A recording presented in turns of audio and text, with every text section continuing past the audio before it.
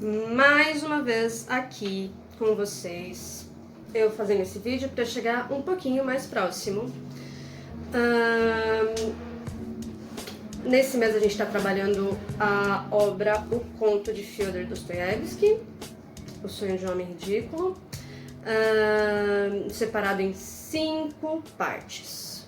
A gente pode falar que nas 2 primeiras partezinhas é uma apresentação de algumas angústias do personagem principal. É um cara aparentemente solitário que vive na Rússia lá do século XX, há muito tempo. E ele tá bem insatisfeito e o que ele pensa é dar um tiro na própria cabeça e acabar com tudo.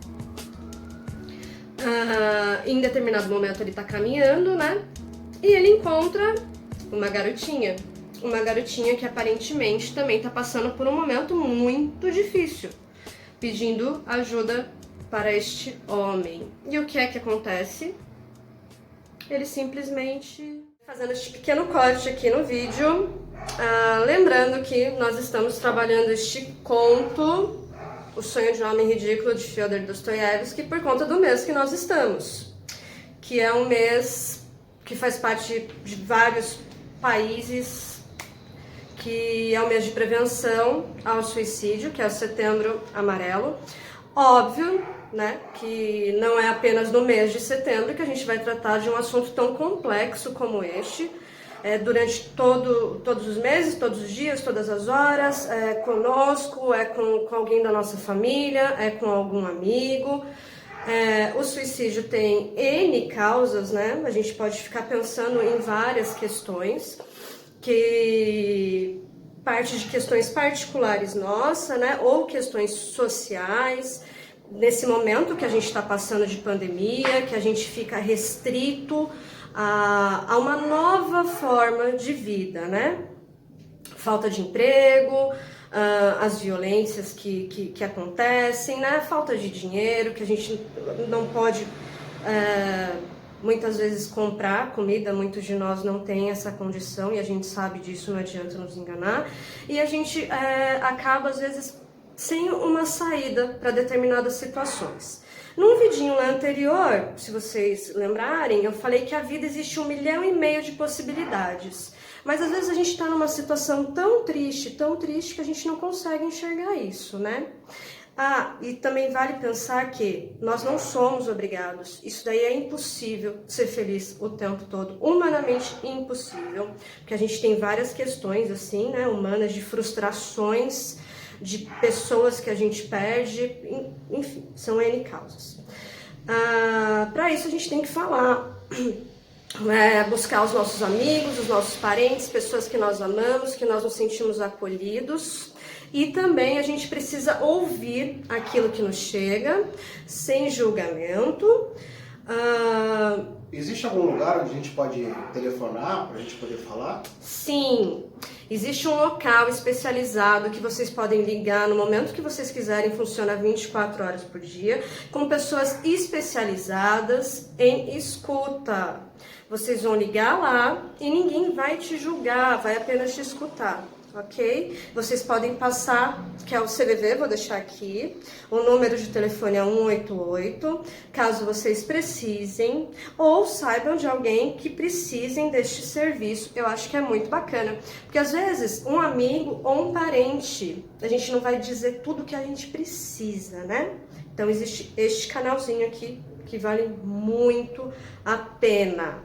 E outra coisa, sejamos gentis. Tomem cuidado com o que vocês falam.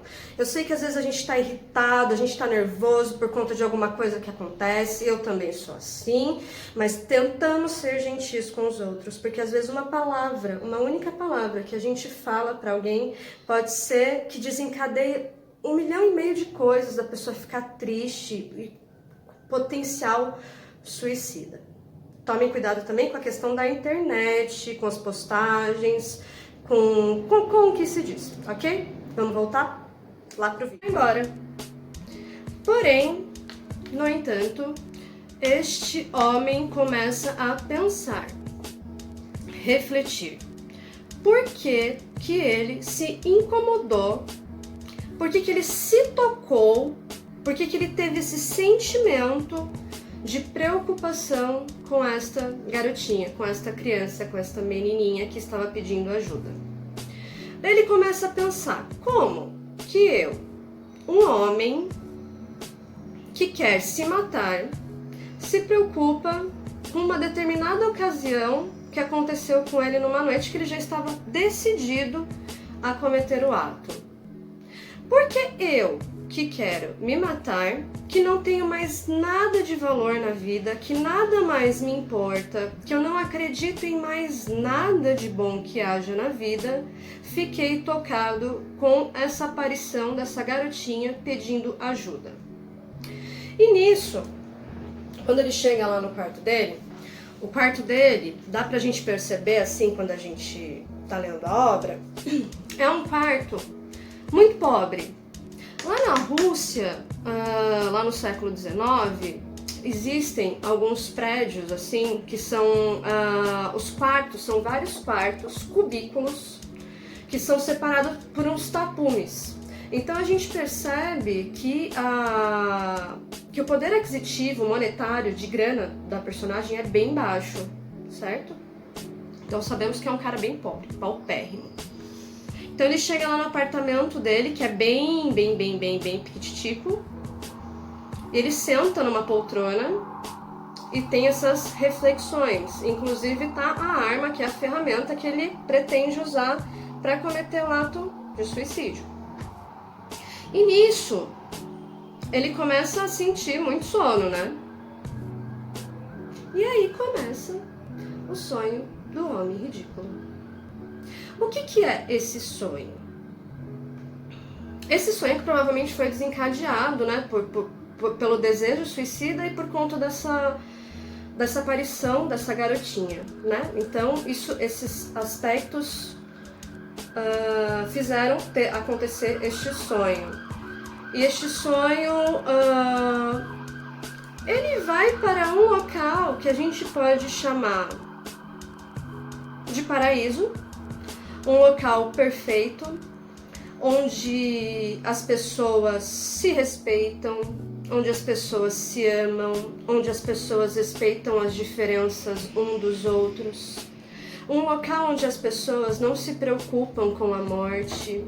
Um local onde as pessoas têm uma alimentação adequada, uma saúde adequada, que tenha uma moradia adequada, que viva numa confluência com a natureza, com o mundo que o cerca, como se fosse uma coisa só.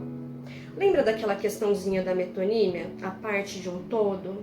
É como se elas fossem integrantes daquele mundo perfeito, do sonho do homem ridículo. Daí, num determinado momento que ele estava neste local perfeito, acontece determinada coisa lá na obra e essas pessoas começam a se transformar. E daí há uma ruptura. Uma ruptura, o que é? Antes era tudo perfeito e agora começa a aparecer algumas coisas não perfeitas, imperfeitas. Então há uma divisão entre o bem e o mal. E ele começa a se perguntar por que isso aconteceu? Será que fui eu que levei toda essa maldade para este paraíso, para este local de pureza, de suavidade, de tranquilidade, um local que a gente pode dormir e acordar sem medos? E daí ele começa a sentir uma culpa imensa, né? Porque ele acha que foi ele que levou o mal para este paraíso. E daí ele começa a interagir com as pessoas e num determinado momento essas pessoas dizem para ele algo mais ou menos assim: isso já era para acontecer, isso daí não é por culpa tua, não é por algo que você tenha feito, né? E daí É tanta insistência do homem ridículo em falar que a culpa é dele, tanta culpa, que num determinado momento, essas pessoas transformadas neste suposto paraíso ameaçam ele a ser internado, enclausurado numa espécie de manicômio.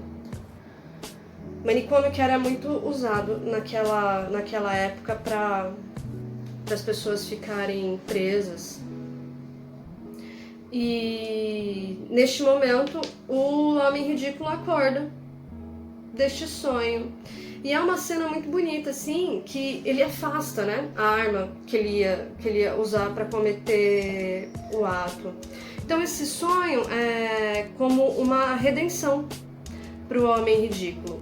Redenção essa que mais pra frente, nos estudos literários de vocês, que eu quero muito que se amplie, vocês vão ver que é muito característico do autor, do Dostoiévski. Então ele desiste da questão do suicídio e o desejo dele, o desejo de vida dele passa a ser passar essa possibilidade de uma vida saudável pra frente. Daí a gente pode ficar se perguntando aqui onde a gente vive, será que a gente consegue ter uma sociedade, uma vida em que todos se respeitem, em que não haja tantas discriminações, que não haja tanta maldade? Será que a gente consegue isso daí aqui? Foi isso que o homem ridículo está tentando fazer, isso que o libertou de um possível suicídio, não é? Porque para quem já estava decidido a, de repente, começar a se importar com uma garotinha, ter um sonho belíssimo como este, pelo menos o começo do sonho, né? E tentar passar essa possibilidade de vida para frente. Então, eu espero que possamos refletir muito quanto a isso, quanto a uma possibilidade de vida muito melhor, que nós tenhamos esse direito, esse amor pelas diferenças, né? Não vou dizer amor pelo próximo, mas pela diferença do outro, porque muitas vezes a gente agride o outro, a gente xinga por ser tão diferente da gente, né? Geralmente a gente quer pra nós apenas aquilo que nos é igual, o que é, penso, um grande equívoco, porque cada um é de um jeitinho, cada um tem a própria singularidade, né? E a gente tem que respeitar. Já pensou se todo mundo fosse igual? Que coisa horrorosa. Então é isso, gente. Eu espero, desejo muito que vocês tenham gostado deste conto. Eu fiz 4 perguntinhas lá pra vocês já. Lembrando que essas 4 perguntas que eu fiz, elas são padrão para todo tipo de leitura que vocês forem fazer. Personagem, espaço, tempo, quando, ok? E espero que vocês ampliem as suas leituras. E é isso. Fico por aqui. Muito obrigada. Não se esqueçam de se inscrever no canal, dar uma curtidinha, compartilha, pra gente poder passar pra frente essas leituras que nos engrandece tanto na vida. Um beijo, fiquem todos muito bem, saudades. Ouvir. Ai, caramba. Se serve lembrar, ouvir e escutar.